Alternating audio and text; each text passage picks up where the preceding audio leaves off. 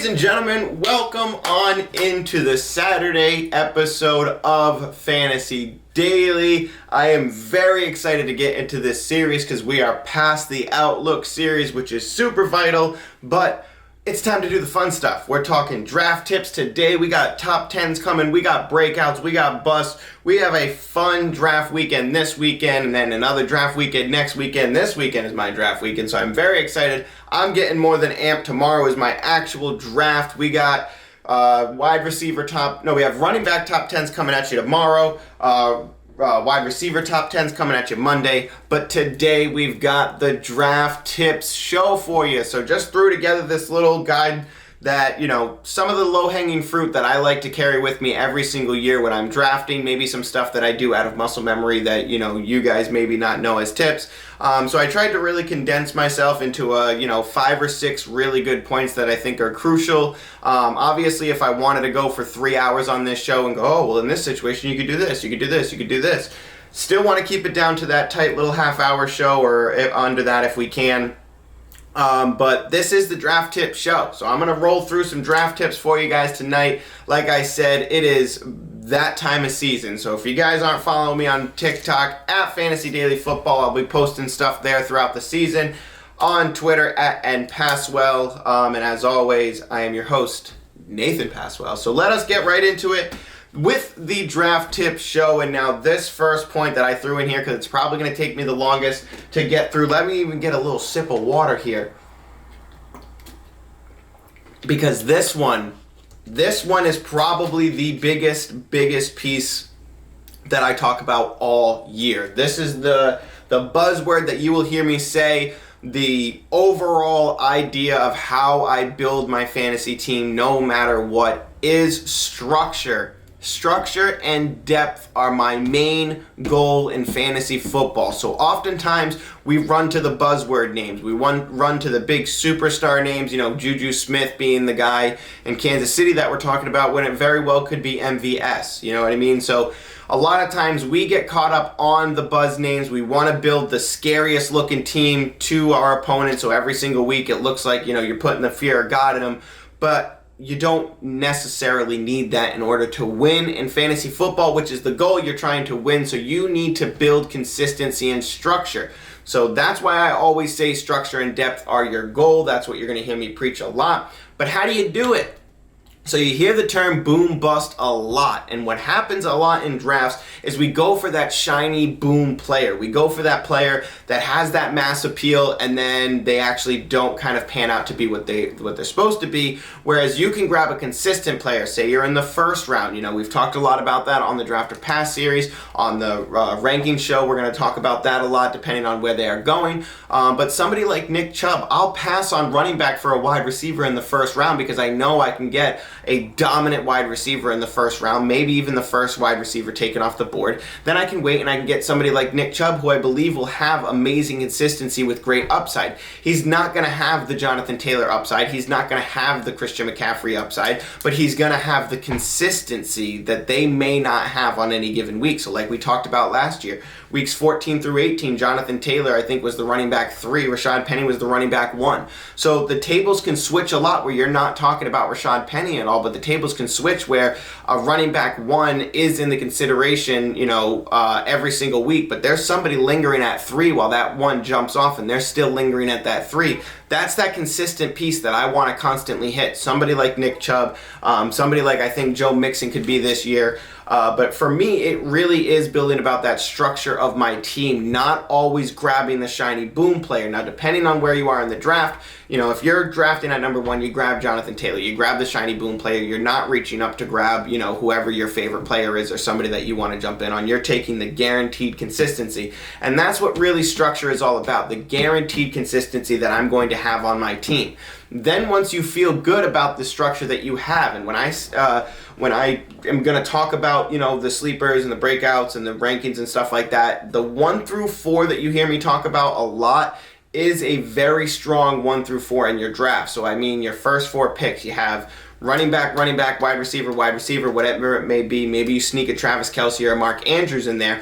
But those 4 picks are really going to set up the skeleton of your team. So I actually have an 8-man home league where that's the most fun. I love that league because nobody is ever out of the playoffs. So 8-man league is extremely fun. But within that league, you are not allowed to trade your first 4 picks.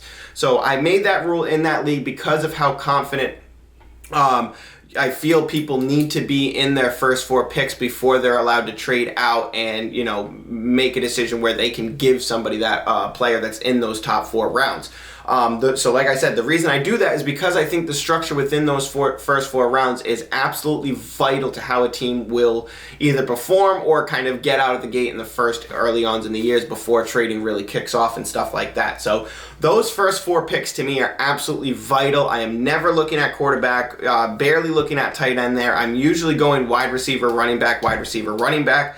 But if you want to, depending on how the pieces fall to you, you're going to want to have those pieces because once you do, now you can start building depth. And if you are building depth in the 5th, 6th, and 7th round, you're going to be 3 rounds ahead of everybody else in every single draft. I know so because we do it every single year. We do it on mock drafts. We do it in regular drafts, where if we build that structure, as soon as the quarterbacks start going off the board and you're not taking somebody like Derek Carr until the 13th, somebody like Matt Ryan until the 15th, you're a round ahead. Once you begin to get a round ahead, round 7 becomes round 8, round 8 becomes round 9. Others are panicking because they're picking up the running backs and wide receivers to pad what they didn't grab at the beginning, what they don't feel confident in, but you feel confident in that top 4. So once you get confident in that top 4, you can play around a little bit while everybody else is chasing, panicking, and making picks either too low, too high, something like that.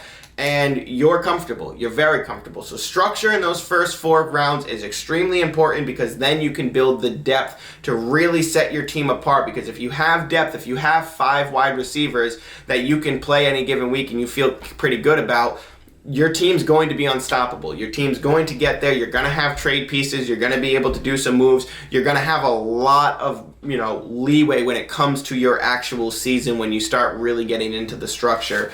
Really start getting into the playoff season and the strong part of the season where you have to buy those wins. So like I said, those first 4 have to build that foundation. Do not sprint to the greatest buzz name because it will often backfire on that. So I am one who was going to grab the good wide receiver, maybe get a Nick Chubb later on. And I'm not saying go running back 0. That's not what I'm saying at all. If you're in those top end picks and you can get a Dalvin Cook, something like that, do that. But if I'm looking at Dalvin Cook and CeeDee Lamb and I know I can get CeeDee Lamb in that round, let Dalvin Cook go and, I can get Nick Chubb in the on the turn or whatever it may be, I'm absolutely going to do that. It's also an indictment about how much I love CeeDee Lamb, but you could apply that to Justin Jefferson, whoever is there at that pick that you do not want to let go. So speaking of that, let us get to the turn. Be very wary of where you are at the turn of your drafts and what that player needs. So we also talked about it on the draft strategy or the league fantasy beginner's guide. Know your league. So if you know that you have somebody who is really dependent on running back and they're at the turn and they don't have any running backs, they're probably going to go 2 straight. So take that into consideration with what you're drafting. There's many mock drafts that we've done. I think we had even happened on the mock draft show where we said I could let this guy go and then he came back to me. I believe it was David Montgomery. Where we looked, they had 2 running backs in the picks before us, and then once it came around, you said you could grab a wide receiver, and I think we grabbed somebody like Adam Thielen, and then sure enough, wide receiver went, and we were able to get. So we would have lost Adam Thielen, but we didn't. So be very wary of what's in front of you, what's going to be taken. That way you can really pad your depth, because if you get a strong depth team, you're almost unstoppable, especially with how much you can move around. You can make trades. You can make little piece trades for later on in the season. It won't really affect you because your structure at the top is really strong while everybody else is still kind of playing around with their bench. All right. Tip number 2, and it's a very important one that I know a lot of people don't do. They think, oh, maybe this is too nerdy, man. I don't have time for this. I'm not doing this, but I promise you it will absolutely be a game changer in the way that you draft, and that is do your mock drafts. Do some mock drafts. Like me and John say, 12 mock drafts a day keeps the bad draft away. We don't actually say that, but seriously, I would do 1 or 2 drafts even if it's the day of your your actual draft, do a mock draft. That way you can get familiar with ADP, especially if you're doing a live draft. We do live drafts. If you guys do a live draft, be prepared, because if you don't have the cheat sheets in front of you that are updated, that are accurate, you are going to fall way behind. You're going to pick players way up of where they're supposed to be picked. So make sure that you're doing your mock drafts probably day of, and even do them beforehand, because you're going to have to get that muscle memory for where players are going, what the drafts look like, what the rounds look like, what the average draft position looks like. So do yourself a favor, do some mock drafts. Make sure you're looking at those ADP changes, the way that the turn works, the way that all those things work, because it changes year over year. Big changes. So if you are just coming back to fantasy, you haven't been doing your mock drafts, I strongly suggest you get some under your belt, because it is an absolute game changer. I don't know what I would do without mock drafts. I wouldn't be able to put together this show like I do at the beginning of the season without mock drafts, because it basically tells you what everybody else is feeling. ADP, average draft position, that is based on what humans are drafting. So the fact that humans are drafting at those draft positions, that's how that data is compiled into the average draft position. You know what I mean? So we can talk about Dameon Pierce. Dameon Pierce is somebody that, not a lot of people were talking about before the season really started heating up, but now he's everywhere. Everybody's talking about Dameon Pierce, so his ADP has gone up like 20 spots. So that's because people are starting to get the word out. People are starting to hear. They're starting to buy in. They're starting to draft them in their mock draft. So you can see that that's usually where they're going. But if you're doing your mock drafts, you're going to know where these players are going. You're going to know where to expect. And if you have your structure based out, you can draft up to get somebody like Dameon Pierce. It's not going to affect you at all, because you're 2 rounds ahead of everybody else. So it seems like a reach up, but you already have your structure. You're already ready to go. You're already lightning, friggin' ready to start, ready to feel like you're in the playoffs. So structure's important. Make sure that you're looking at those mocks. Make sure that you're getting familiar with the ADP, because it does go fast, and it does, the changes do come fast, and the draft does go fast. So make sure you're prepared, because you don't want your friends behind you yelling at you, telling to take your pick, or for that clock to expire. If you're doing the online drafts and that clock expires, how embarrassing and how sad you are. That is such a deflating feeling when it says that you just auto drafted a player and you don't have anybody in your queue. That is a devastating feeling. Unless one of your friends drafts, where's my coffee? Unless one of your friends drafts like a kicker, like they had a kicker in the queue, that happens. That happens in every league. I feel like every league has like a kicker in the third story or something like that, or they drafted like Duke Johnson, who doesn't play anymore, in the third by accident. All right, moving on to my next tip, which I believe is an important one, because I still get quite a bit of questions about quarterbacks, which is surprising, because I feel like sometimes that's one of the more obvious things to me that I don't bring up. So I think it's important to bring this one up, because like I said, sometimes these things go as muscle memory for me, and I just kind of assume that it's, a known thing, but maybe it's not. So, this might be a little redundant for a lot of the fantasy players out there, but, maybe if you're new or if you're not as familiar with fantasy, this will be a good one for you.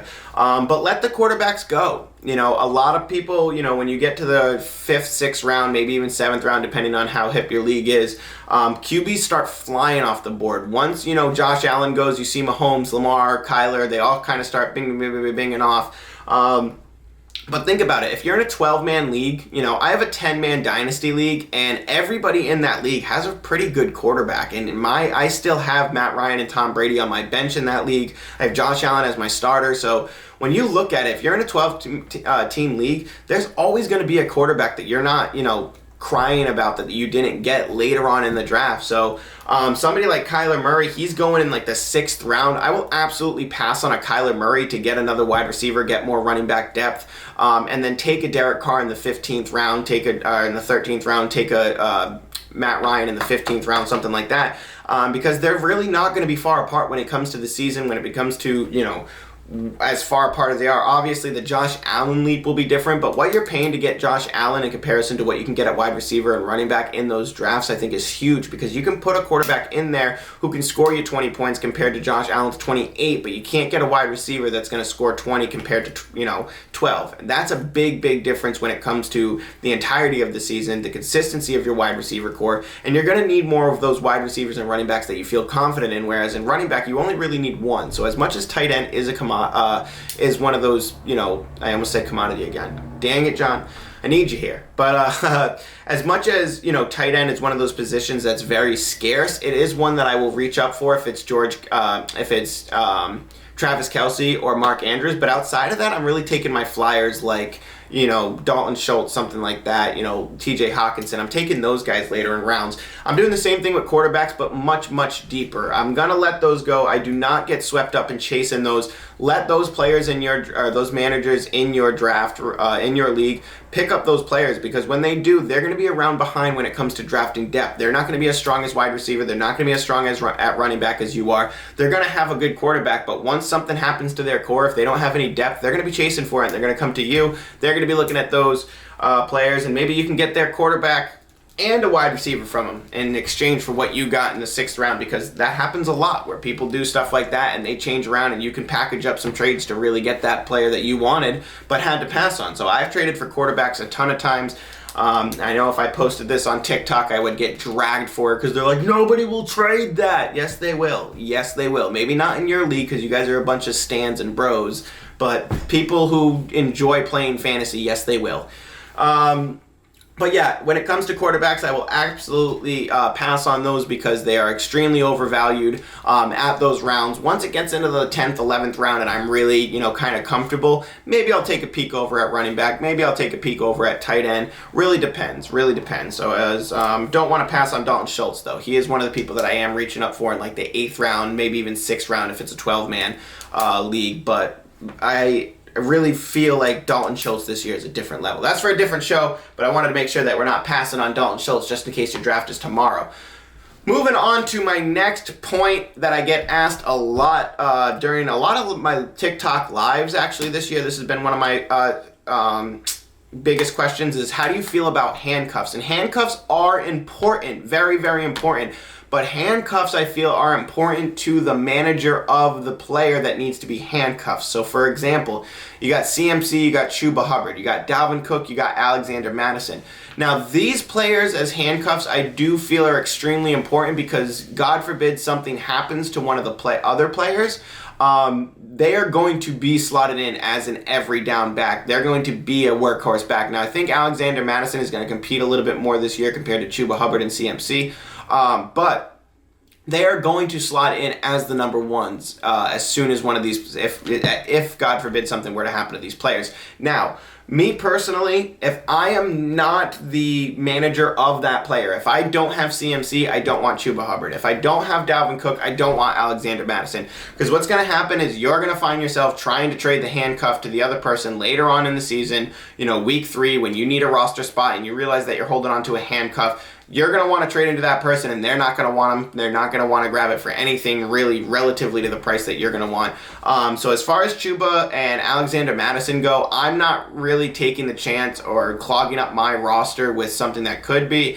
If anything, if you really are worried about that, then save your waiver wire. Try to be the sniper at the end of the week, Wednesday morning. That way, if God forbid something happens and they're not on a team, you can grab the waiver wire piece. And you can kind of look out for that. But to take your claim on just 2 people out of the hundreds that you can take, it really becomes a roster clog where you're holding on to them, you're hoping something doesn't happen, and you're letting pieces go on the waiver wire that you should be putting into that roster spot. So for me, handcuffs are important, but if you are the manager of that player, outside of that, I am not rostering a player just to roster that player. Now in Dynasty, that's a lot different. Obviously, we're speaking on redraft here, but when it comes to Dynasty, I really feel like people like Chuba Hubbard, Alexander Madison, yes, I will clog up my bench with that. So most of the time we're talking about redraft. Usually Dynasty questions are on a different show, but wanted to sneak that in there just in case.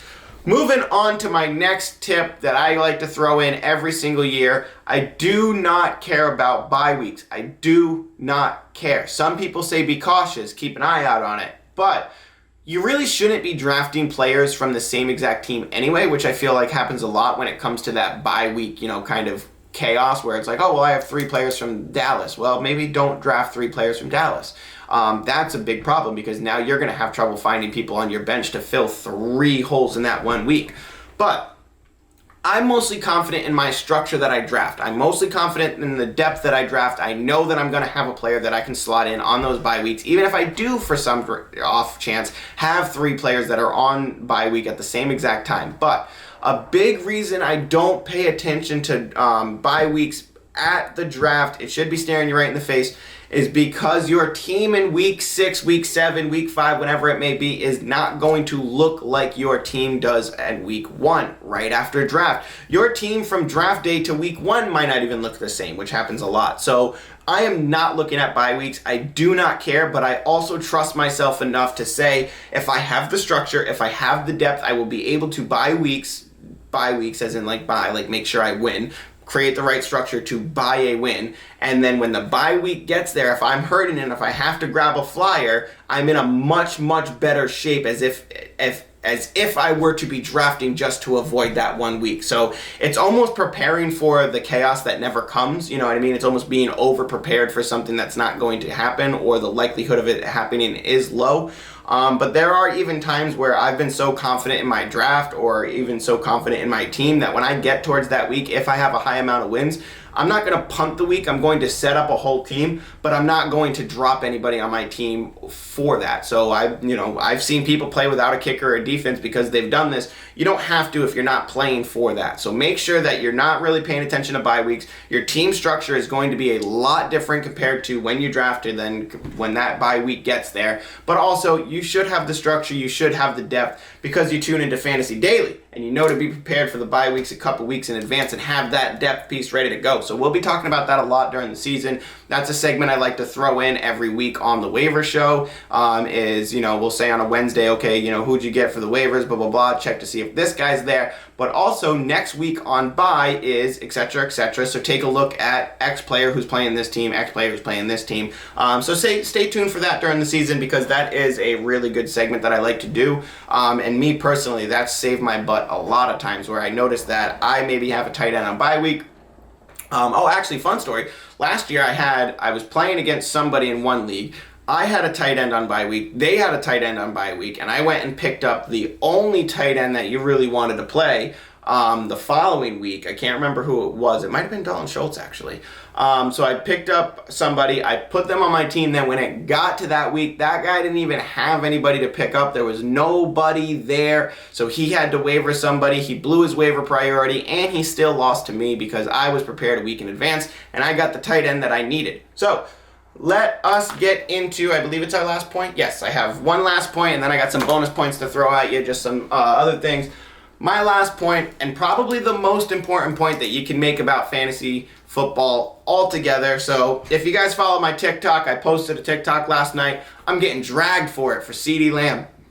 Wait for my wide receivers show, the rankings, we'll talk about it, but I'm getting dragged for that.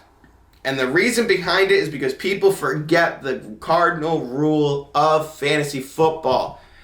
Get your players and have fun, man. Stake your claim in what you're doing. If you love CeeDee Lamb, go get CeeDee Lamb. Find a way to get CeeDee Lamb. And if you have to take CeeDee Lamb first in your draft because you know somebody's going to snake him for you, make your claim. But once you do, figure out how to get that running back later on, like that Nick Chubb. See what I'm saying? There's a way that you can get your players. So get your players and have fun. Enjoy it. We only have 17 weeks to enjoy this. We only have that time to really condense in all this fun.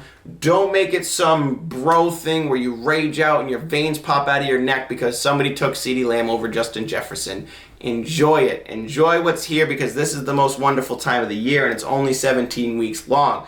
So if you like Davante Adams, grab him in the second round, figure out a way to get him on your team because you are going to have more fun when you have players like that on your team. I'm a Davante Adams stan. We talk about it all the time on the show. He's on my dynasty team. I could trade Davante Adams for a lot this year. I won't do it. I'm not going to do it because I want Davante Adams. I want to be able to watch Davante Adams and know that somewhere, even if I don't have him in a redraft league, I have him on my team. So when I'm watching, I feel a part of it. I love it. I'm invested because that's what we do. We really get invested in these things. So make sure that investment doesn't go towards anything where you're raging out. Enjoy it. Have fun. Go get your players and enjoy it. Let's get on to the bonus tips. I dropped my pen, so that means the end of the show because I don't have a fidget thing now. Let's get into the bonus tips for my friends who stayed here. Thank you guys so much as always. The bonus tips I got for you are do not draft to trade. So a lot of times even I'm guilty of this, where I'll be set on a structure, I'll be really happy with the depth that I have on my team, and I'll be like, you know what? let me get another tight end on my team. I'll draft Dalton Schultz and TJ Hawkinson just to try to trade one. Haha. And then nobody wants to pay my extortion price, and now I'm stuck with a player on my bench that I don't want to, I can't start. You know what I mean? Because I want to start Dalton Schultz, but I got TJ Hawkinson. Now I'm fighting myself, and nobody wants to pay the price for TJ Hawkinson, even though I should have drafted a wide receiver or a running back with that pick, but I didn't. So do not draft a trade. I've been victim of it myself, where I thought I was funny and I could extort somebody for a player that they liked or something like that. It's not going to work out the way that you want it to. And do not draft a trade. It is a big one that I'm not one to say don't do it, because that is fantasy football and that's what the fun is for it. But I'm saying if you want the payout there, it's probably not going to be there. So if you want to have fun with it, you want to be funny and take your friend's player, and even if you trade them back for less, whatever. But if you're trying to get the win on it, if you're trying to extort somebody to make sure that you have something, don't do it, because you're not going to get the payout for it. But if you're having fun and you want to make LOLs with your friends, I am fully for that. But the last tip I have is make sure you stay tuned. Stay tuned, not to just the show. We'll do that too. Stay tuned, subscribe, all that stuff. But stay tuned for what the players are going to do. Stay, honed in on what the action is. Make sure that you're following the players' trajectory or their ADP, all that stuff after the draft even goes over. Because once the draft ends, and this is probably the biggest tip, and I probably should have put this at the beginning of the show. Once the draft ends, right? Where you drafted them does not matter. It doesn't matter anymore. Don't care if I drafted you in the 1st, the 3rd, or the 7th. Those values mean nothing. Use that to your advantage, because people in your league will look at it and go, I'm not trading that guy for that. I drafted him in the 3rd. Well, if they drafted somebody in the 5th, they might not have that value. And if you can take some stuff packaged together and get some pieces to upgrade your team to feel like you have a better structure, do it. Do it, because after the draft ends, it doesn't matter, and people really get hung up on that. I've got some serious wins on trades.